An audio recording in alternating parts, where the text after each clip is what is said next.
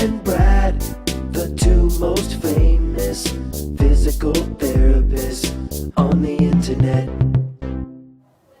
Hi folks, I'm Bob Schrupp, physical therapist. Brad Heineck, physical therapist. Together we are the most famous physical therapists on the internet. And our opinion, of course, Brad, Bob. we just did a video on lateral pelvic tilt. Sure. We spent a good amount of time explaining what it is. Now we're going to go over some of the causes of lateral pelvic tilt. Okay, so just a brief review. Here's your pelvis, and if it's tilted, One side's higher. One side's higher. But why? How many causes? We're going to go through 6 causes of this, and maybe we'll get into a couple more if we get carried away in a tangent. Sure. All right. The first one is probably one of the most common ones, what I would say. Do you have that board yet? Oh, yes, Bob.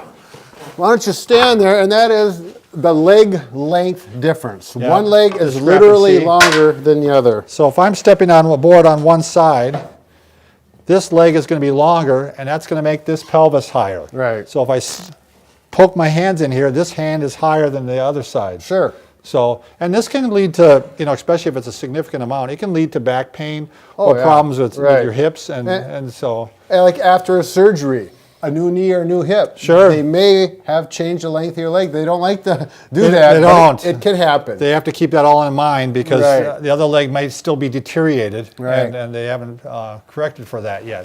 The second one, I'm going to combine these a little bit, Bob, because I think that this all works together, is if you got a thick wallet, if you're one of those people with lots of money, you got that wallet and you sit there and it pushes your pelvis up.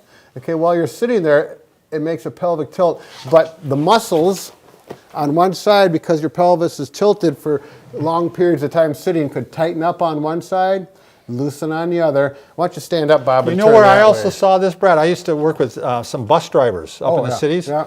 And because when you're in a bus, the driver would always lean over to, Oh, sure. and so the seat after a while would get slanted like Okay, this. yeah. So yeah, they'd be kind of at a slant all the time, and this side would tighten up on them then. Right. So Yeah, just turn around once, Bob.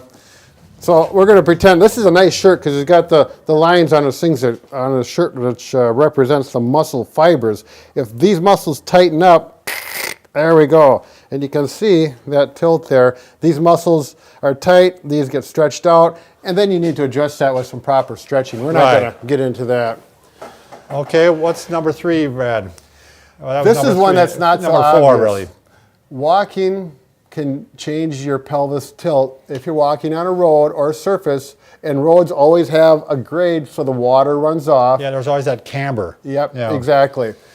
And if you're walking on the same side of the road and then you turn around and walk on the other side of the road, the leg to the inside of the road is going to be higher All the time. all the time. So it's essentially a leg length difference. Or if you walk around a track, let's say you're a person that walks a track every day at the YMCA Yep. or whatever, and you go the same direction, Yep. you're always going to be a little bit high if it's a slanted. If it's a slanted track, yeah. Yeah. So if you're walking, I'm going to recommend you walk down the right side, turn around, and walk down the same side so it evens off, or switch back and forth. I always recommend this for my runners too, Right. because that it just leads to problems that different forces are on your feet, knees, and ankles. I know what some people are thinking. What are they thinking? They Brad? live in an area where they have strict rules where you have to stay on the Right. same side of the road.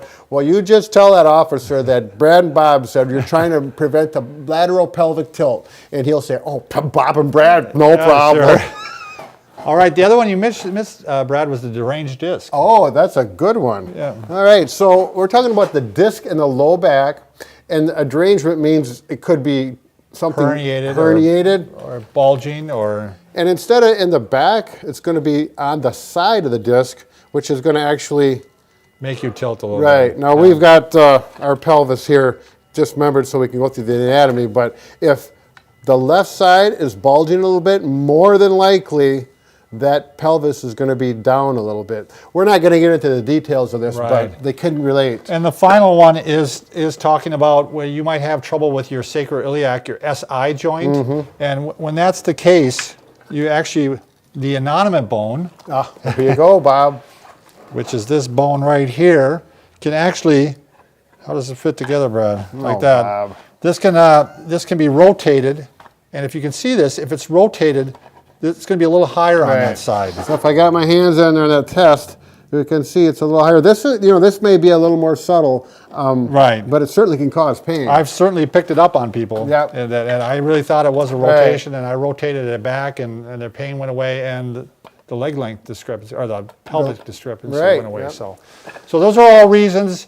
It doesn't help you to any large extent if you have it, because we didn't really give the answers on what to do about it, but at least you kind of have a direction where to head. Right, we take it one step at a time, and sometimes you really need to see a therapist, like in your case where you did the mold Right. on the hip. That needs to be done by a professional. All So anyways, right, what thanks for about that watching. broken heart, Bob? We can fix just all about fits anything. into it, yeah, except for a broken heart. But if we can fix this innominate or this pelvic, give me some screws. I'm going to get this fixed, and we're going to fix there it is. Okay, thanks.